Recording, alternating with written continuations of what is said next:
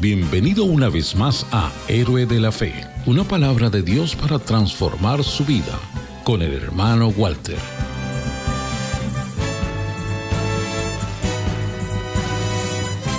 Esta semana voy a estar predicando sobre Felipe.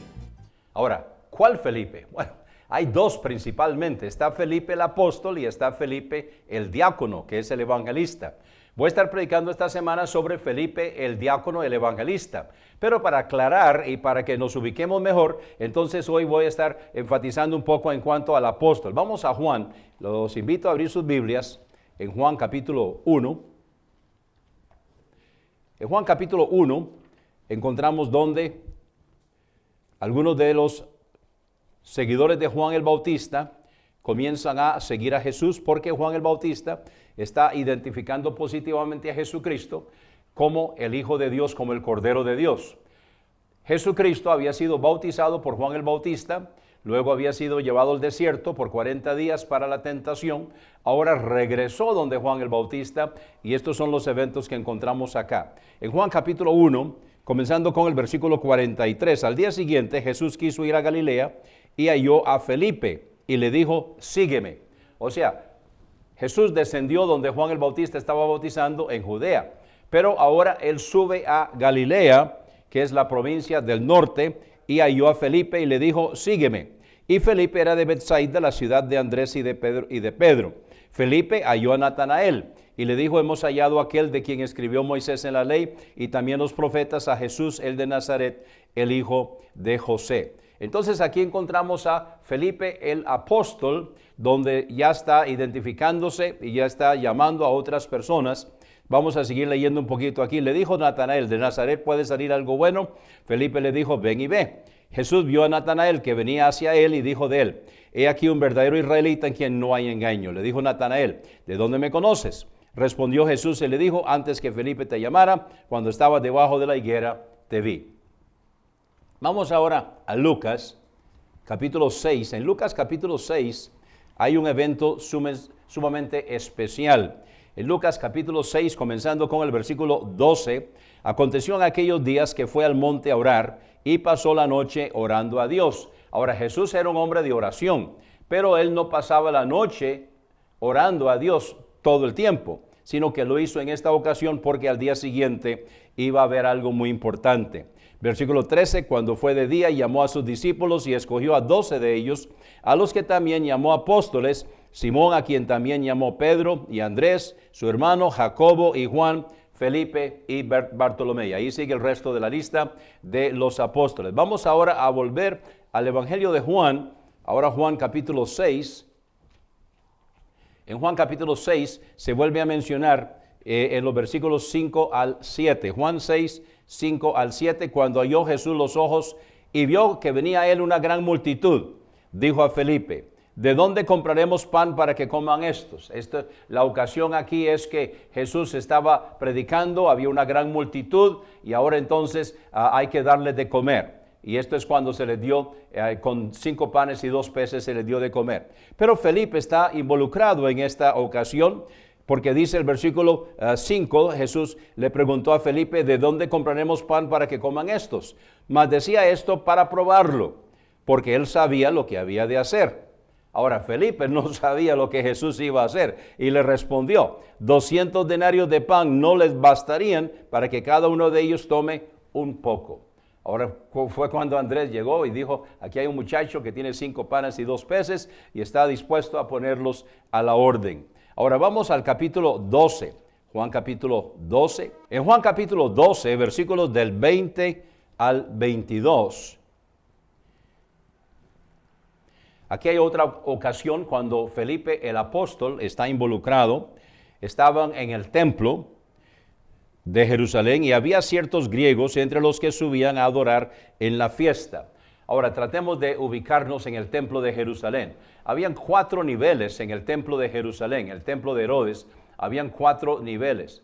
Estaba el nivel de abajo, que en realidad era el patio, pero era parte del templo. Es ahí en esa parte donde estaban los vendedores que Jesús limpió. Cuando limpió el templo, sacó a los vendedores. Estaban en esta parte, en el patio, pero era parte del templo.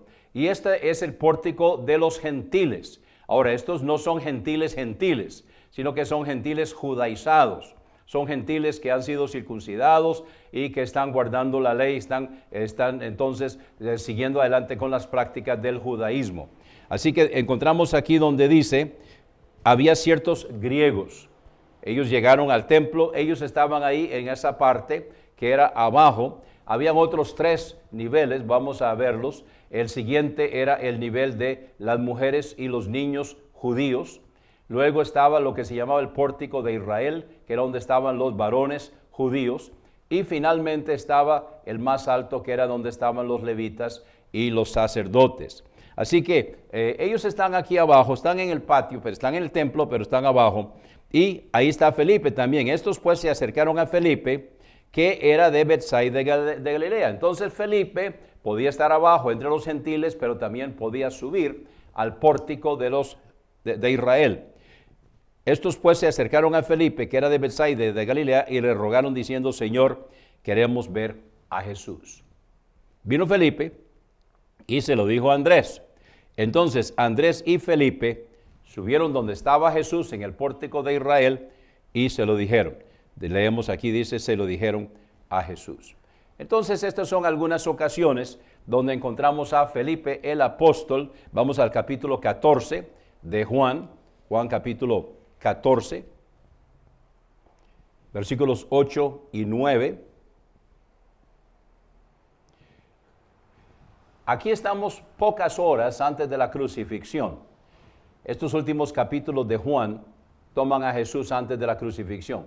El Evangelio de Juan toma a Jesús en el puro comienzo de su ministerio y luego llega hasta el final de su ministerio. Los otros evangelios, los evangelios sinópticos que llamamos, que siguen el bosquejo de Marcos, Mateo y Lucas, ellos incluyen algunas otras cosas. Juan entonces ahora está en los últimos momentos de Jesús sobre la tierra antes de que él fue tomado, y él está dándoles algunas de las últimas instrucciones.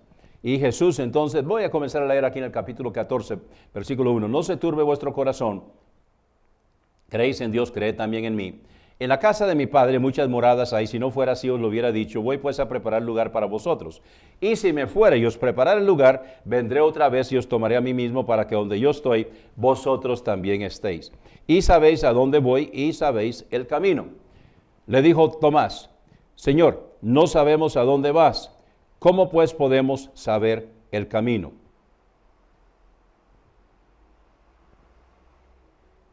Jesús le dijo, yo soy el camino y la verdad y la vida. Nadie viene al Padre sino por mí. Si me conocierais, también conoceríais a mi Padre y desde ahora lo conocéis y lo habéis visto. Y le dijo Felipe, Señor, muéstranos al Padre y nos basta. Jesús le dijo, tanto tiempo hace que estoy con vosotros y no me has conocido. Felipe, el que me ha visto a mí, ha visto al Padre. ¿Cómo pues dices tú, muéstranos al Padre? ¿No crees que yo soy en el Padre y el Padre en mí? Las palabras que yo os hablo, no las hablo de mí mismo, sino que el Padre que mora en mí, Él hace las cosas. Así que hay algunas intervenciones aquí de Felipe. Vamos ahora a Hechos, capítulo 1. Y ya vamos a terminar aquí entonces mencionando a Felipe el apóstol, porque la serie esta semana es sobre el otro Felipe. Es Felipe el diácono, Felipe el evangelista. Pero quise mencionar hoy sobre Felipe el apóstol para que usted pueda distinguirlo. Entonces aquí en Hechos capítulo 1, ya estamos después de la crucifixión de nuestro Señor, después de la resurrección de nuestro Señor, después de la ascensión de nuestro Señor. Ya Jesús ha ascendido en los primeros versículos aquí de Hechos, capítulo 1. Habiendo dicho estas cosas, fue alzado en el versículo 9. Llegamos ahora entonces al versículo 13, porque recuerda el aposento alto. El aposento alto es el lugar donde Jesús les dijo que prepararan la Pascua. Esta fue la última Pascua. Parece que el aposento alto quedó como lugar de reunión. Ellos siguieron reuniéndose ahí. De hecho, algunos se pasaron a vivir ahí en el aposento alto. Y dice en el versículo 13, cuando entraron, subieron al aposento alto donde estaban alojados. Entonces parece que los apóstoles, por lo menos algunos de ellos, estaban alojados o vivían ahí en el aposento alto, y también era un lugar de reunión. Y aquí está la lista: Pedro y Jacobo y Juan y Andrés, Felipe y Tomás, Bartolomé y Mateo, Jacobo hijo de Alfeo y Simón el celote, y Judas hermano de Jacobo.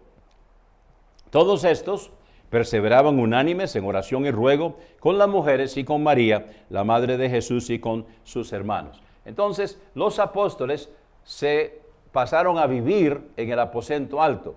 Ellos se radicaron ahí, que por cierto también era el lugar de reunión. Y encontramos a Felipe también aquí en esta lista. Ahora, vamos ahora a Hechos capítulo 6, porque vamos a comenzar a hablar entonces ya hoy, el resto de la semana voy a estar hablando acerca del otro Felipe, acerca de Felipe el diácono. Entonces vamos a Hechos capítulo 6.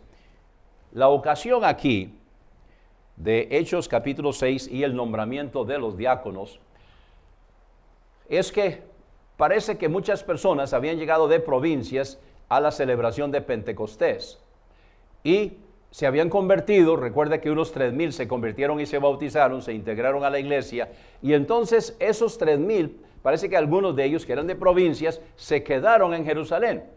Parece que algunos de ellos se habían quedado, y los que eran habitantes de Jerusalén comenzaron entonces a vender sus posesiones para darles de comer a las personas que se habían quedado ahí.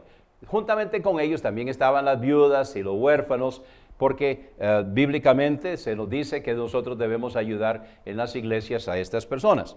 Pero vamos a ver qué pasó y que resultó en el nombramiento de diáconos. En Hechos capítulo 6, en aquellos días, como se multiplicaba el número de los discípulos, hubo murmuración de los helenistas contra los hebreos. Ahora, los helenistas eran los griegos, eran gentiles judaizados. Todavía no han recibido el evangelio los gentiles. Aquí son gentiles judaizados, helenistas, contra los hebreos. Estamos en Hechos 6:1, de que sus viudas eran desatendidas en el ministerio cotidiano. O sea, en la repartición del pan, en la repartición de los alimentos, entonces viene la acusación. Los griegos están diciendo que hay preferencias. Los griegos están diciendo que los apóstoles están prefiriendo a los judíos y están dejando de lado a los que no son judíos, a los gentiles judaizados. Versículo 2. Entonces los 12 convocaron a la multitud de los discípulos y dijeron: no es justo que nosotros dejemos la palabra de Dios para servir a las mesas. O sea, no estaban haciendo bien ni lo uno ni lo otro, porque estaban demasiado esparcidos, estaban atendiendo cosas que realmente otras personas podían hacer. Y en este pasaje vamos a aprender que en las iglesias nosotros necesitamos aprender que el pastor y las personas que han sido llamadas para los ministerios de la palabra necesitan dedicarse a la palabra. Y otras personas que no han sido llamadas para el ministerio de la palabra, entonces necesitan apoyarlos, necesitan respaldarlos, quitarles aquellas cosas que puedan distraerlos, que puedan quitarles el tiempo, el esfuerzo, para que ellos puedan dedicarse a la predicación y al ministerio de la palabra de Dios. Y esto es lo que aprendemos aquí en Hechos capítulo 6. Es lo que estaba pasando en la iglesia de Jerusalén. La iglesia de Jerusalén, entonces, los apóstoles estaban encargados de todo y no estaban haciendo bien ni lo uno ni lo otro. Entonces dicen los apóstoles: no es justo que nosotros dejemos la palabra de Dios para servir a las mesas.